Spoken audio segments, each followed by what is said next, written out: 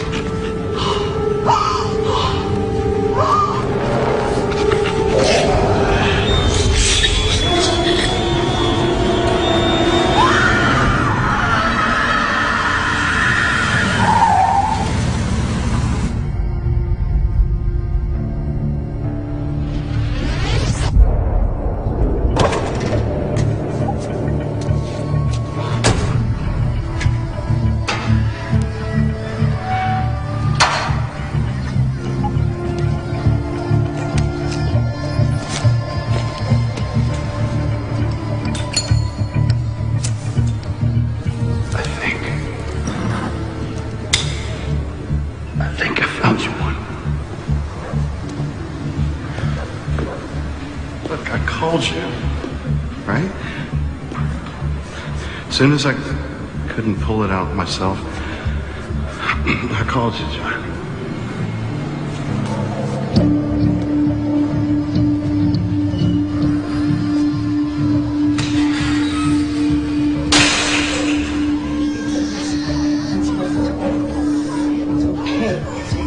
Got the tire down.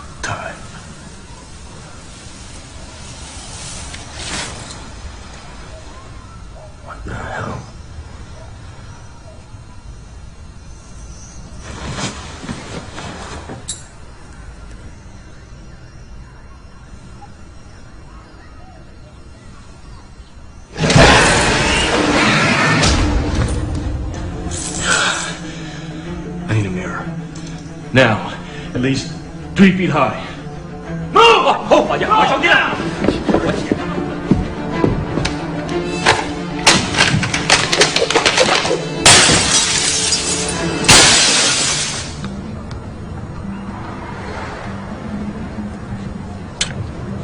This is Kramer. Chaz Kramer, asshole. What? Oh. This is Kramer. Chaz Kramer, asshole. Chaz! What? Move the car. Why? Move the damn car!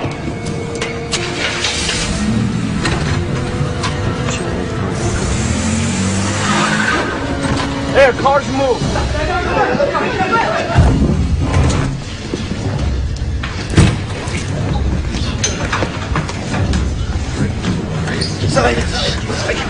Lift it up a little bit.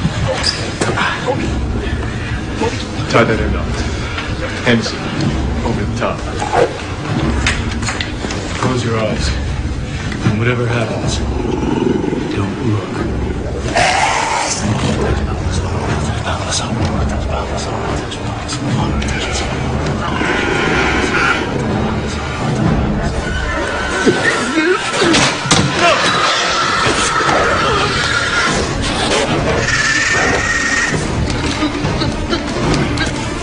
Show yourself.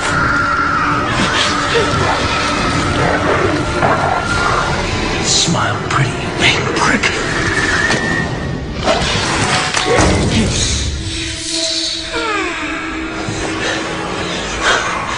Big boss. Pull it!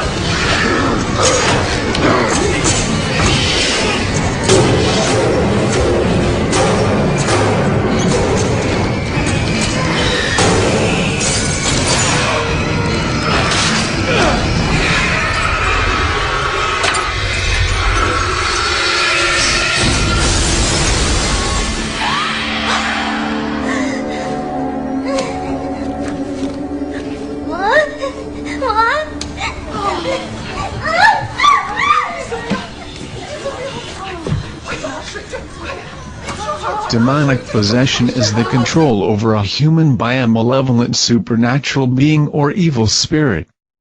Descriptions of demonic possessions often include erased memories or personalities, convulsions, fits and fainting as if one were dying.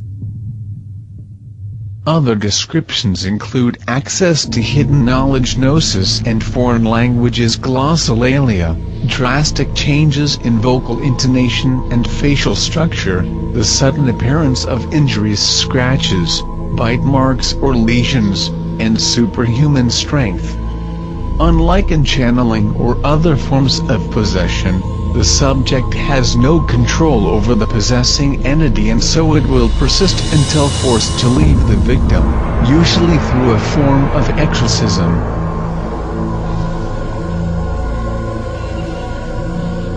Many cultures and religions contain some concept of demonic possession, but the details vary considerably. The oldest references to demonic possession are from the Sumerians, who believed that all diseases of the body and mind were caused by sickness demons called Jiddim or Giddim. The priests who practiced exorcisms in these nations were called a shipu or sorcerer as opposed to an asu or physician who applied bandages and salves. Many cuneiform tablets contain prayers to certain gods asking for protection from demons, while others ask the gods to expel the demons that have invaded their bodies. Shamanic cultures also believe in demon possession and shamans perform exorcisms. In these cultures, diseases are often attributed to the presence of a vengeful spirit or loosely termed demon in the body of the patient. These spirits are more often the specters of animals or people wronged by the bearer, the exorcism rites usually consisting of respectful offerings or sacrificial offerings. Demonic possession is not recognized as a psychiatric or medical diagnosis by either the DSM-IV or the ICD-10.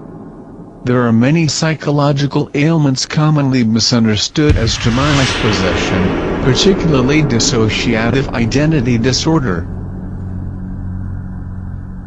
In cases of dissociative identity disorder in which the alter personality is questioned as to its identity, 29% are reported to identify themselves as demons, but doctors see this as a mental disease called demonomania or demonopathy, a monomania in which the patient believes that he or she is possessed by one or more demons.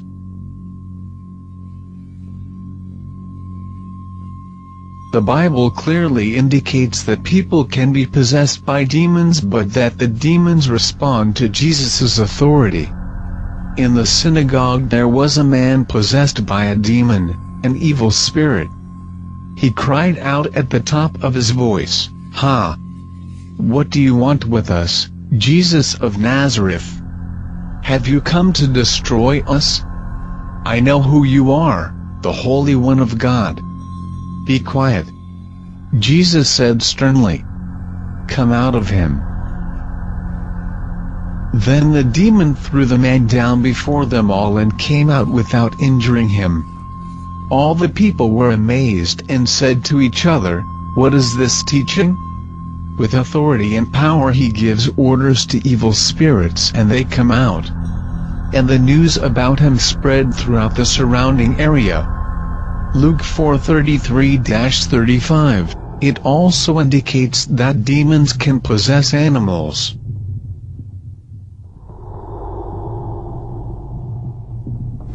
When Jesus stepped ashore, he was met by a demon-possessed man from the town. For a long time this man had not worn clothes or lived in a house, but had lived in the tombs.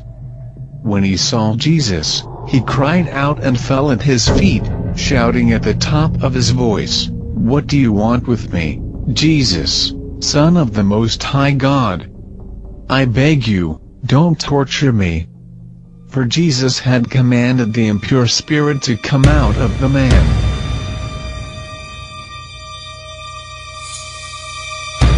Many times it had seized him, and though he was chained hand and foot and kept under guard, he had broken his chains and had been driven by the demon into solitary places. Legion, he replied, because many demons had gone into him. And they begged Jesus repeatedly not to order them to go into the abyss.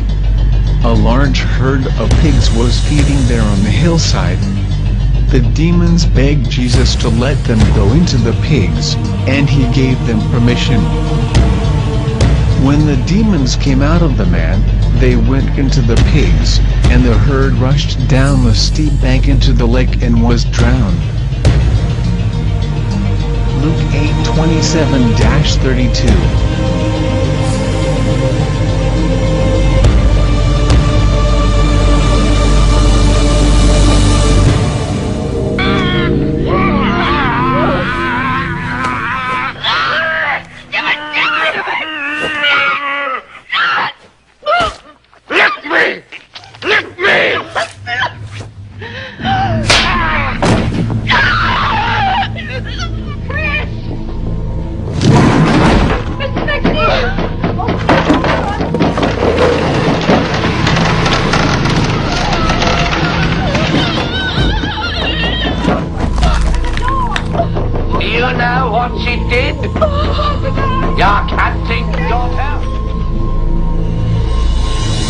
Following its commercial introduction by businessman Elijah Bond in the late 1890s, the Ouija board was regarded as a harmless parlor game unrelated to the occult until American spiritualist Pearl Curran popularized its use as a divining tool during World War I. Mainstream Christian religions and some occultists have associated use of the Ouija board with the threat of demonic possession, and some have cautioned their followers not to use Ouija boards. You're in there, give me 1 second. Cool, alright. Let's give it a shot. Okay.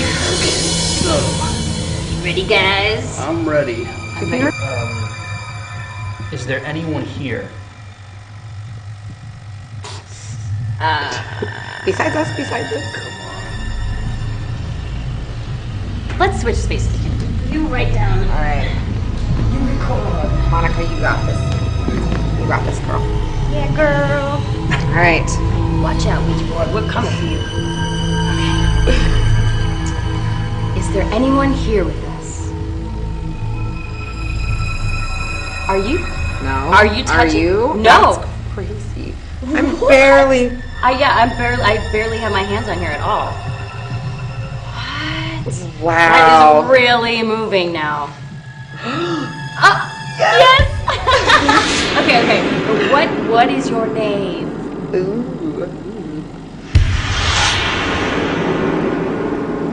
Wow. What is the deal with these swirly things? His name is 8. Z O Z O Z O. Oh my. Z O. Is your name Zoe? That's so freaky. Oh my gosh. What? No. Okay. Is your name Zozo?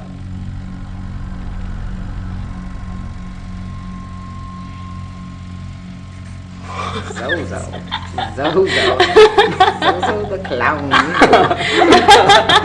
That is so creepy. What the? Monica! Hey! Monica! Oh my god, Monica! Monica, calm down!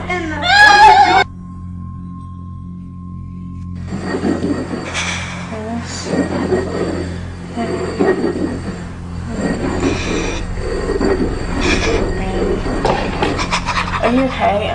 Bethard! Oh my god! Bethard! Bethard! Bethard! Run! Get rid of it! Bethard!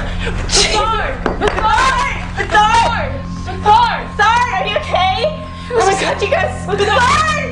Okay. Like a little bird. Bethard! How do you get rid of it? Oh, that's so lame. Bethard! One of the first mentions of the automatic writing method used in the Ouija board is found in China around 1100 BC, in historical documents of the Song dynasty. The method was known as Fuji planchette writing. The use of planchette writing as a means of ostensibly contacting the dead in the spirit world continued, and, albeit under special rituals and supervisions, was a central practice of the Quanzhen school, until it was forbidden by the Qing dynasty. Several entire scriptures of the Daozang are supposedly works of automatic planchette writing. Similar methods of mediumistic spirit writing have been widely practiced in ancient India, Greece, Rome and medieval Europe.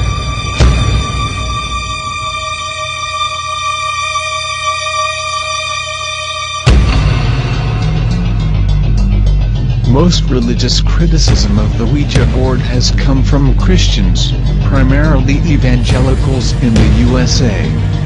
In 2001, Ouija boards were burned in Alamogordo, New Mexico, by fundamentalist groups alongside Harry Potter books as symbols of witchcraft. Religious criticism has also expressed beliefs that the Ouija board reveals information which should only be on God's hands, and thus it is a tool of Satan. A spokesperson for Human Life International described the boards as a portal to talk to spirits and called for Hasbro to be prohibited from marketing them. In the murder trial of Joshua Tucker, his mother insisted that he had carried out the murders while possessed by the devil who found him when he was using a Ouija board. Bishops in Micronesia called for the boards to be banned and warned congregations that they were talking to demons and devils when using the boards.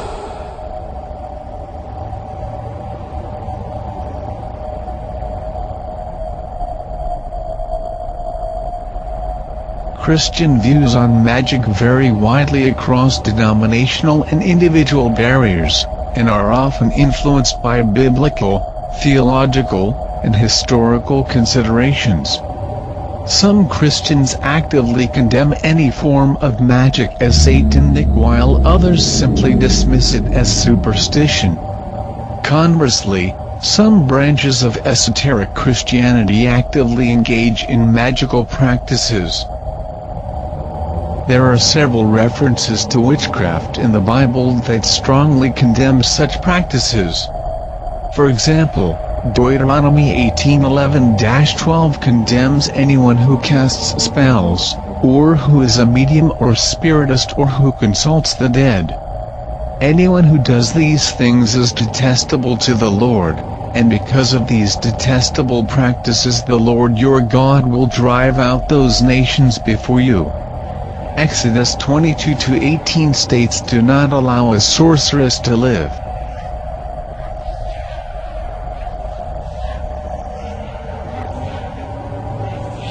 Martin Luther shared some of the views about witchcraft that were common in his time. On August 25, 1538, there was much discussion about witches and sorceresses who poisoning chicken eggs in the nests, or poisoning milk and butter. Dr. Luther said, "One should show no mercy to these women. I would burn them myself, for we read in the law that the priests were the ones to begin the stoning of criminals." In his book Commentaries de Maleficiis, meaning comments on witchcraft, Peter Bensfeld claims the signs of a witch are the diabolical mark. Usually, this was a mole or a birthmark. If no such mark was visible, the examiner would claim to have found an invisible mark. Diabolical pact. This was an alleged pact with Satan to perform evil acts in return for rewards. Denouncement by another witch. This was common, since the accused could often avoid execution by naming accomplices. Relationship with other convicted witch/witches. Blasphemy. Participation in Sabbaths. to cause harm that could only be done by means of sorcery, possession of elements necessary for the practice of black magic, to have one or more witches in the family, to be afraid during the interrogatories, not to cry under torment supposedly by means of the devil's aid, to have had sexual relationships with a demon.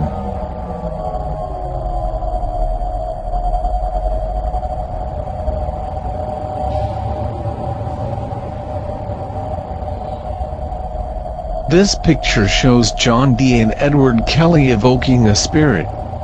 John Dee was a noted English mathematician, astronomer, astrologer, occultist, navigator, imperialist, and consultant to Queen Elizabeth I. He devoted much of his life to the study of alchemy, divination, and hermetic philosophy.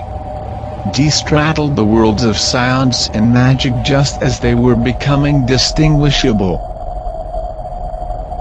One of the most learned men of his age, he had been invited to lecture on advanced algebra at the University of Paris while still in his early 20s. Dee was an ardent promoter of mathematics and a respected astronomer, as well as a leading expert in navigation, having trained many of those who would conduct England's voyages of discovery.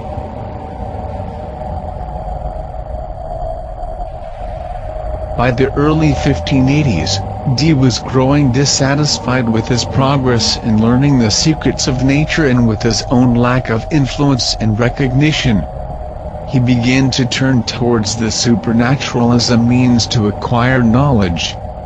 Specifically, he sought to contact angels through the use of a scryer or crystal gazer, who would act as an intermediary between Dee and the angels. The British Museum holds several items once owned by Dee and associated with the spiritual conferences. Dee's speculum or mirror, an obsidian Aztec cult object in the shape of a hand mirror, brought to Europe in the late 1520s, which was once owned by Horace Walpole. He used this to see into the spirit world. The small wax seals used to support the legs of Dee's table of practice, the table at which the scrying was performed. The large, elaborately decorated wax seal of God, used to support the show stone, the crystal ball used for scrying. A gold amulet engraved with a representation of one of Kelly's visions. A crystal globe, 6 centimeters in diameter. This item remained unnoticed for many years in the mineral collection. Possibly the one owned by Dee, but the provenance of this object is less certain than that of the others.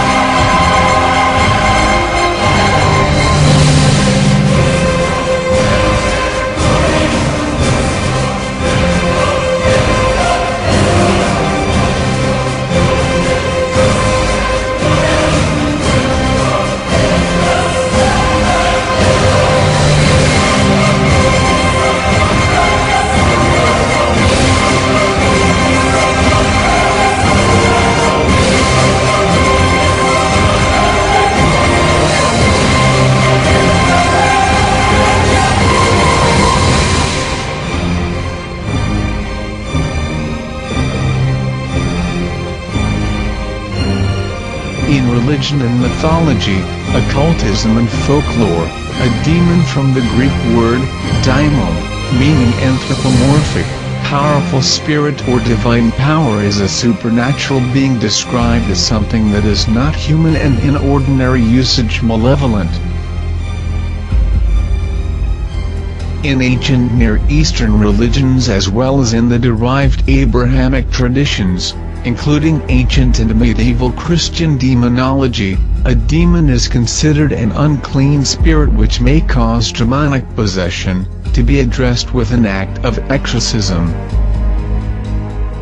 In Western occultism and Renaissance magic, which grew out of an amalgamation of Greco-Roman magic, Jewish demonology and Christian tradition, a demon is a spiritual entity that may be conjured and controlled.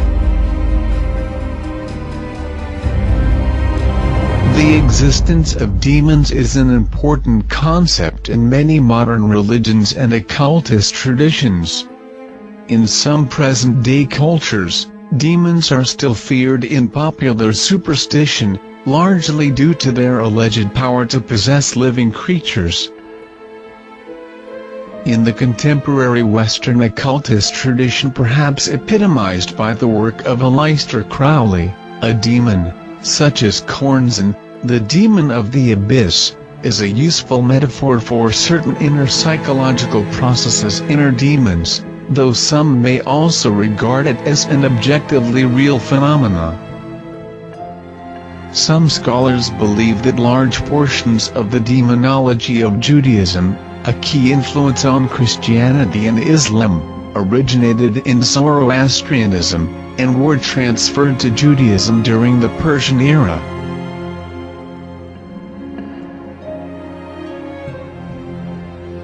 In Christianity, demon has a number of meanings, all related to the idea of a spirit that inhabited a place, or that accompanied a person. Whether such a demon was benevolent or malevolent, the Greek word meant something different from the later medieval notions of demon, and scholars debate the time in which first-century usage by Jews and Christians in its original Greek sense became transformed to the later medieval sense.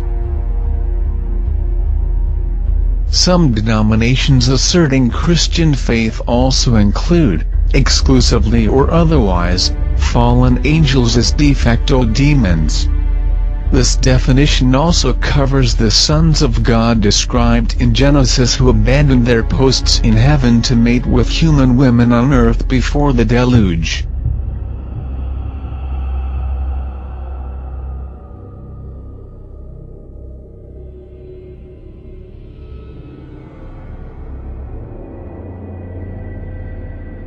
Starting with Beelzebub, meaning literally Lord of the Flies, with numerous archaic variants, he is a Semitic deity that was worshipped in the Philistine city of Ekron.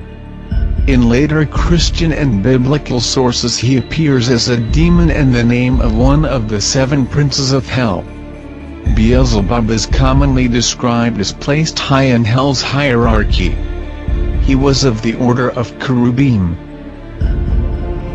According to the stories of the 16th century occultists, Johann Weyer, Beelzebub led a successful revolt against Satan, and is the chief lieutenant of Lucifer, the emperor of hell, and presides over the Order of the Fly.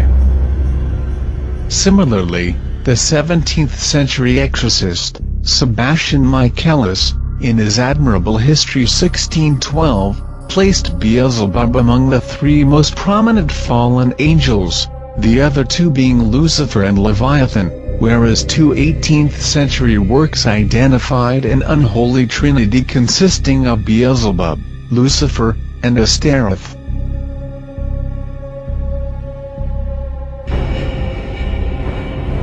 Sebastian Michaelis associated Beelzebub with the deadly sin of pride. However, according to Peter Bensfeld, Beelzebub was the demon of gluttony, one of the other 7 deadly sins, whereas Francis Barrett asserted that Beelzebub was the prince of false gods. In any event, Beelzebub was frequently named as an object of supplication by confessed witches. Within religious circles, the accusation of demon possession has been used as both an insult and an attempt to categorize unexplained behavior.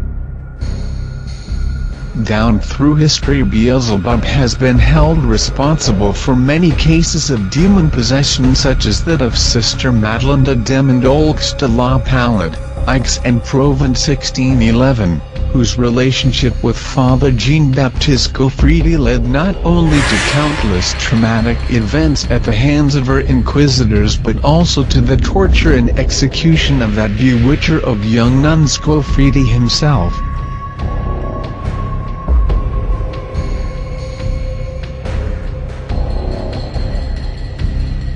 Beelzebub was also imagined to be sowing his influence in Salem, Massachusetts. His name came up repeatedly during the Salem witch trials, the last large-scale public expression of witch hysteria in North America or Europe, and afterwards Reverend Cotton Mather wrote a pamphlet entitled Of Beelzebub and His Plot. In the aftermath of the 1634 Loudun possessions, as the priest Urbain Grandier was burnt at the stake, onlookers saw a fly appear and alleged it was Beelzebub fetching his soul.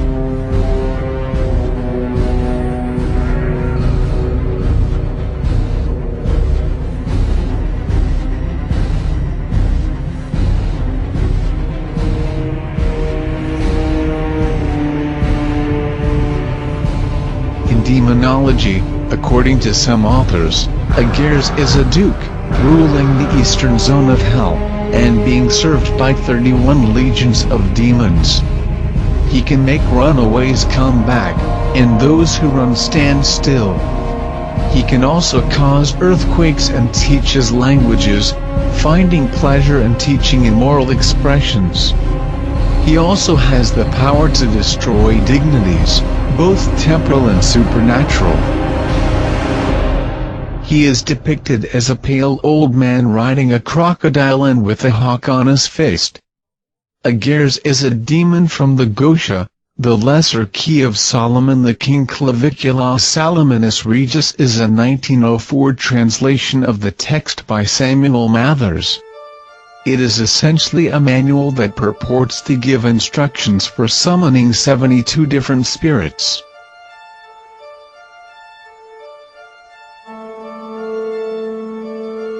Reginald Scott wrote of him, Ageres, he cometh up nobly in the lichens of a fair old man, riding upon a crocodile, and carrying a hawk on his face.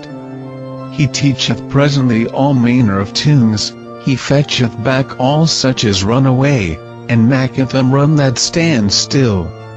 He overthroweth all dignities supernatural and temporal, he maketh earthquakes, and is of the order of virtus, having under his regiment 31 legions.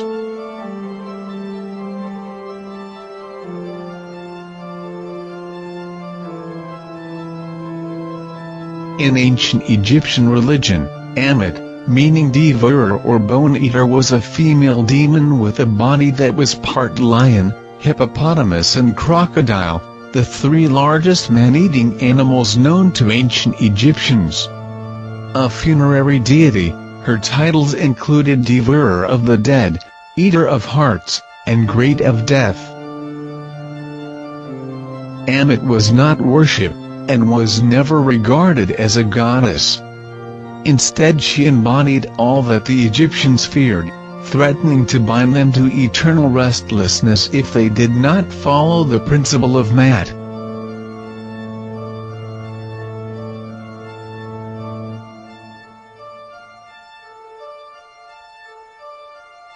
In the Sumerian mythological poem Legale, Asog is a monstrous demon.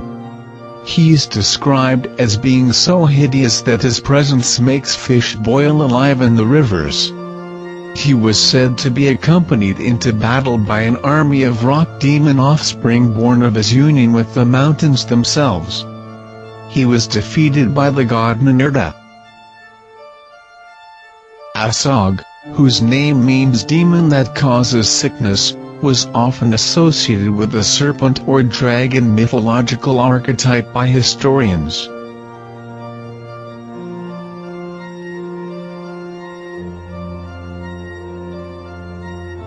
Ashtaroth, in demonology, is a crown prince of hell.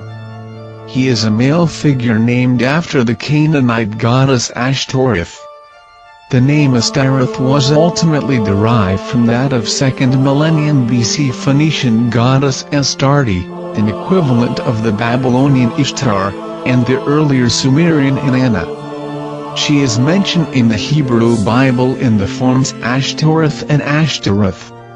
He is referred to in the Lesser Key of Solomon as a very powerful demon. In art, in the dictionary Infernal, Ashtaroth is depicted as a nude man with feathered wings, wearing a crown, holding a serpent in one hand, and riding a beast with dragon-like wings and a serpent-like tail.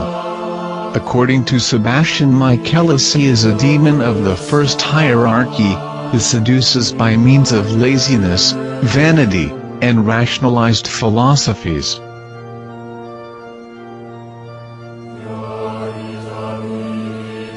According to Francis Barrett, Ashtaroth is the prince of accusers and inquisitors. According to some demonologists of the 16th century, August is the month during which this demon's attacks against men are stronger. The Gothic demon Ashtaroth has appeared many times in modern popular culture.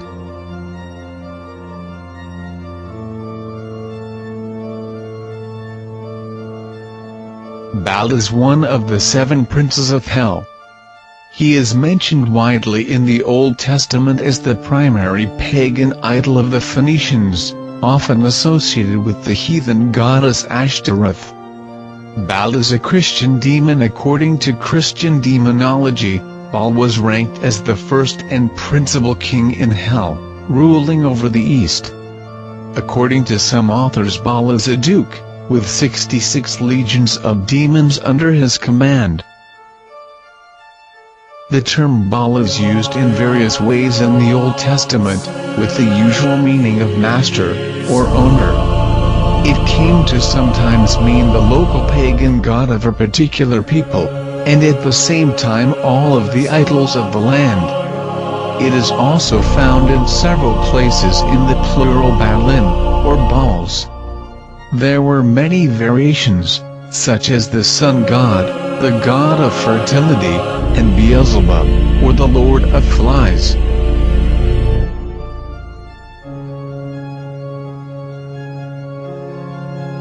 Baal was worshipped in many ancient Middle Eastern communities, especially among Canaanites, for whom he was a fertility deity. In the mythology of Canaan, he was locked in combat with Mo, the god of death and sterility. Depending on the outcome of their struggles, 7-year cycles of fertility or famine would ensue. Baal was also king of gods, having seized the kingship from the sea god, Yam. Baal worship was popular in Egypt from the later New Kingdom to its end 1400 to 1075 BC. The Arameans used the Babylonian pronunciation Bel. Bel became the Greek Belos, identified with Zeus. The Old Testament often refers to a specific local Baal or multiple Baalim. Moloch, meaning king, is the name of an ancient Semitic god, in particular a god of the Phoenicians, and the name of a particular kind of child sacrifice associated with Moloch. Moloch was historically affiliated with cultures throughout the Middle East, including the Ammonite, Hebrew, Canaanite, Phoenician and related cultures in North Africa and the Levant. In modern English usage, Moloch can refer derivatively to any person or thing which demands or requires costly sacrifices. In John Milton's Paradise Lost, Moloch is one of the greatest warriors of the fallen angels. first Moloch, horrid king besmeared with blood of human sacrifice, and parents' tears, though, for the noise of drums and timbrels loud, their children's cries unheard that passed through fire to his grim idol. Him the Ammonite worshipped in Rabbah and Herwatri plain Indiana, Argob and in Bassan, to the stream of utmost Arnon. Nor content with such audacious neighborhood, the wisest heart of Solomon he led by fraud to build his temple right against the temple of God on that opprobrious hill, and made his grove the pleasant valley of Hinnom, Tophet thence and black Gehenna called, the type of hell. Quoted from John Milton's Paradise Lost.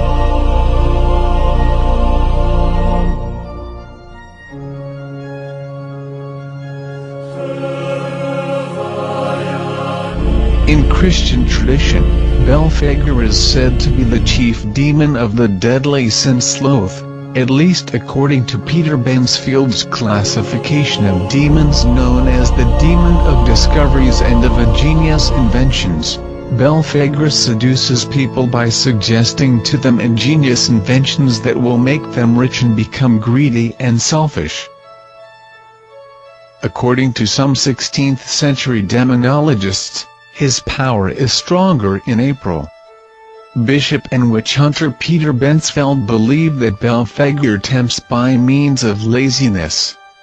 As a demon, he is described in Kabbalistic writings as the disputer, an enemy of the sixth sefer of beauty. The name Belphegor is a corruption of the biblical name Baal Peor, the god of the Moabites.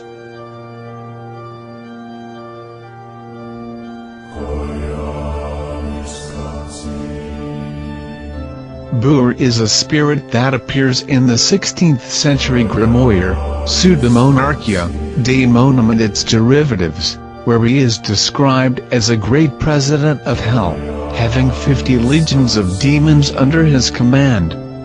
He appears when the sun is in Sagittarius. Bur teaches natural and moral philosophy, logic, and the virtues of all herbs and plants. He also heals all infirmities, especially of men, and gives good familiars. In Johann Wehr's Pseudemonarchia Daemonum 1583, he quotes, "Bur is a great president, and is seen in this signy. He absolutely teacheth philosophy moral and natural, and also logic, and the virtue of herbs. He giveth the best familiars. He can heal all diseases, specially of men, and reigneth over 50 legions." Unquote. God, I hate this part.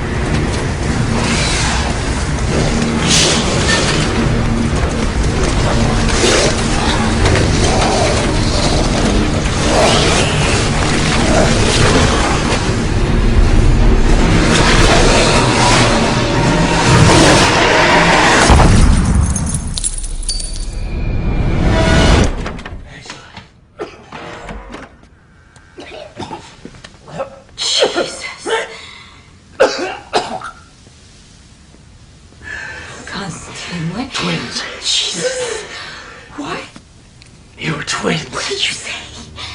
She killed herself. What? And she's dead for it.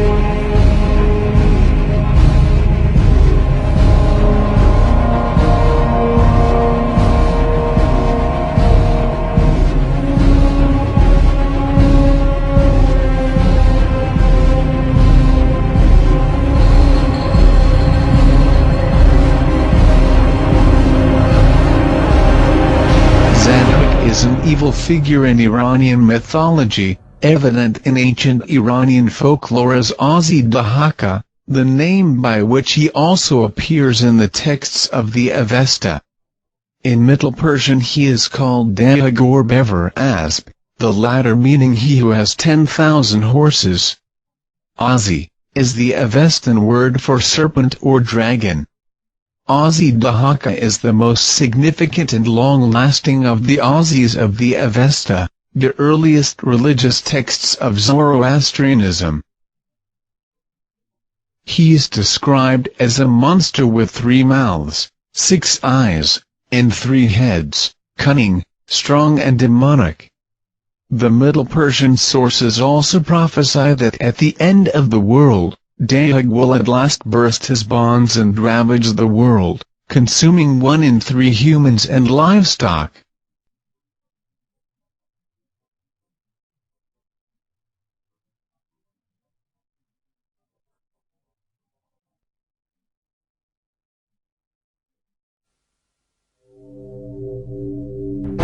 Someone has cursed you. He's the Lamia, the most feared of all demons. For the first 3 days, the spirit torments its victims. After that, it will come to take you. Take me where?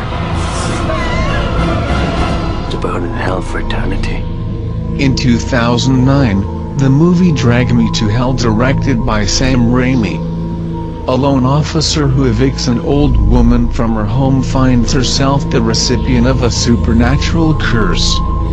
Desperate, she turns to a seer to try and save her soul, while evil forces work to push her to a breaking point. The demon in this movie was Lamia. In ancient Greek mythology, Lamia was a beautiful queen of Libya who became a child-eating demon. Aristophanes claimed her name derived from the Greek word for gullet, referring to her habit of devouring children.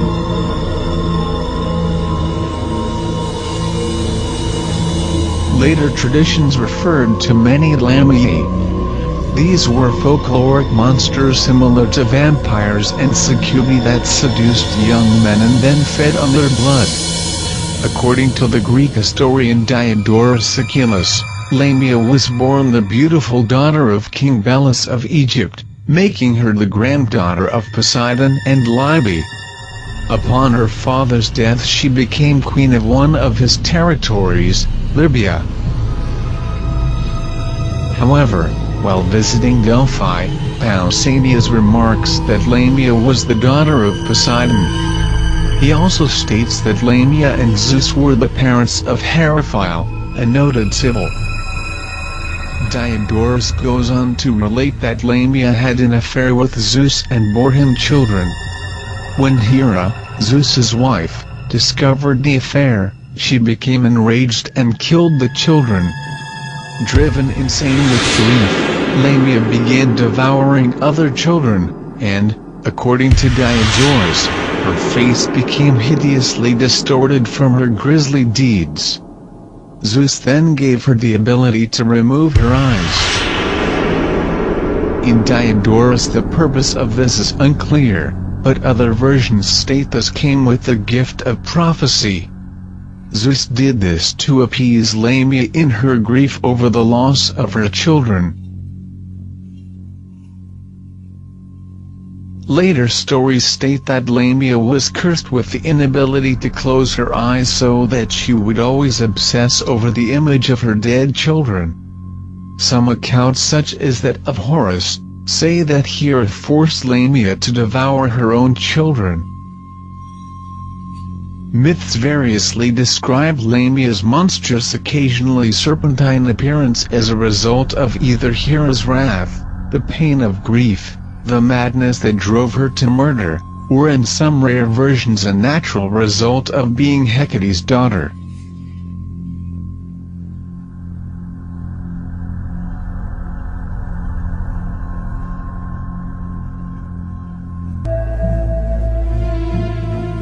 Here occurred the frightening and shocking history of Prince Dracula. and the woman he loved. I have crossed oceans of time to find you. Yeah. Dracul. There's a sinister, darker side to him. I find irresistible. I have never met any man with such a passion for life. He is unlike any man. What are you? Vampires do exist. This one we fight, this one we face, can take on many forms. He is both young and old. He can appear as mist, as vapor, as the fog, and he can vanish at will. My love. The power of his evil desire has no end. You've got to go to him, and you've got to love him. She is a willing recruit, a devoted disciple. She is the devil's concubine. Vampires are mythological or folkloric beings who subsist by feeding on the life essence, generally in the form of blood, of living creatures, regardless of whether they are undead or a living person. Although vampiric entities have been recorded in many cultures, and in spite of speculation by literary historian Brian Frost that the belief in vampires and blood-sucking demons is as old as man himself, and may go back to prehistoric times, the term vampire was not popularized until the early 18th century, after an influx of vampire superstition into Western Europe from areas where vampire legends were frequent, such as the Balkans and Eastern Europe, although local variants were also known by different names, such as Verkolakas in Greece and Strigoi in Romania. This increased level of vampire superstition in Europe led to mass hysteria, and in some cases resulted in corpses actually being staked and people being accused of vampirism.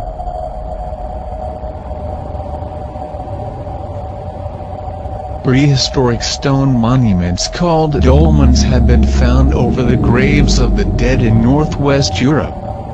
Anthropologists speculate they have been placed over graves to keep vampires from rising. According to several legends, if someone was bitten by a suspected vampire, he or she should drink the ashes of a burned vampire. To prevent an attack, a person should make bread with the blood of vampire and eat it. One of the most famous true vampires was Countess Elizabeth Bathory (1560–1614), who was accused of biting the flesh of girls while torturing them and bathing in their blood to retain her youthful beauty.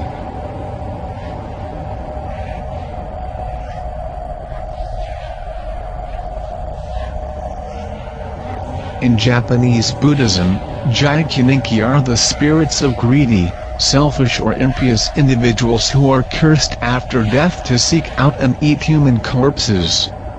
Jaikuninki are Brahma of the 26th class in Japanese Buddhism. They are also sometimes considered a form of Rakshasa or Gaki or hungry ghosts. In the latter case, they may be freed from their deplorable existence through remembrances and offerings.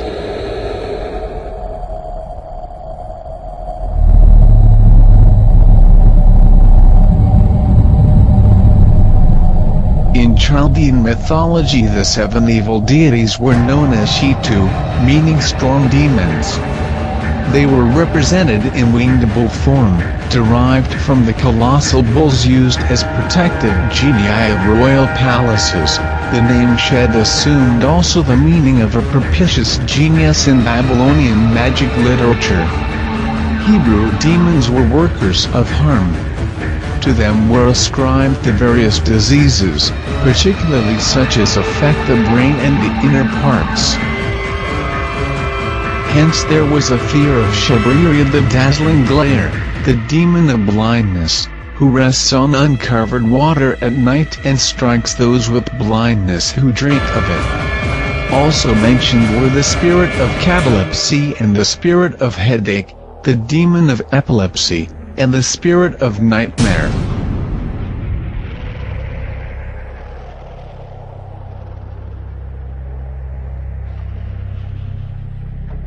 In Buddhism, Mara is the demon who tempted Gautama Buddha, by trying to seduce him with a vision of beautiful women who, in various legends, are often said to be Mara's daughters. In Buddhist cosmology, Mara personifies unskillfulness, the death of the spiritual life. He is a tempter, distracting humans from practicing the spiritual life by making the mundane alluring or the negative seem positive. The early Buddhists, however, rather than seeing Mara as a demonic, virtually all-powerful lord of evil, regarded him as more of a nuisance. Many episodes concerning his interactions with the Buddha have a decidedly humorous air to them.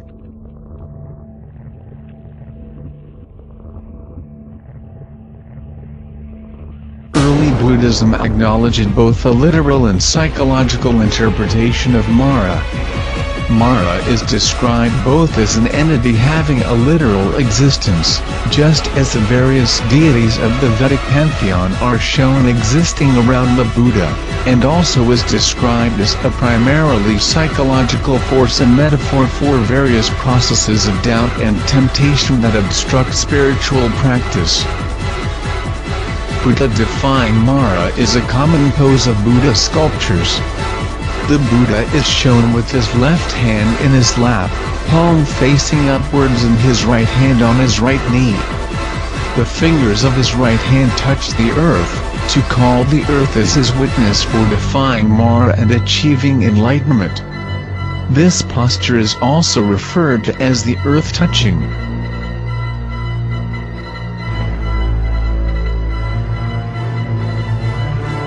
Yama, also known as Yamraja in India and Nepal, Shinj in Tibet, Yan Liuwang or simply Yan in China, Yamaladiwang in South Korea and Enma-dyo in Japan, is the Lord of Death, first recorded in the Vedas.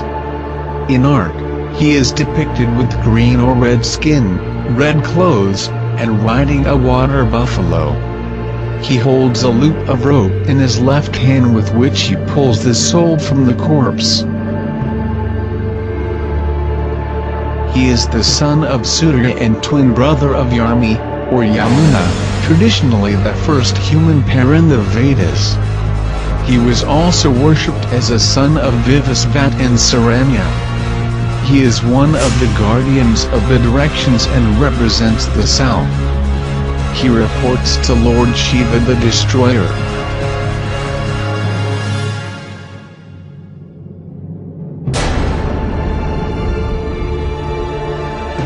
The seven gods of fortune, commonly referred to in English as the seven lucky gods, refer to the seven gods of good fortune in Japanese mythology and folklore. They are often the subject of Nitsu carvings and other representations. Each has a traditional attribute, Hatai, the fat and happy god of abundance and good health. Jurjin, god of longevity. Fukurokuju, god of happiness, wealth and longevity. Bishamantan, god of warriors. Benzaten, goddess of knowledge, art and beauty, especially music. Dayakakutan, god of wealth, commerce and trade. Ibisu and Daikoku are often paired and represented as carvings or masks on the walls of small retail shops. Ibisu, god of fishers or merchant, often depicted carrying a sea bream.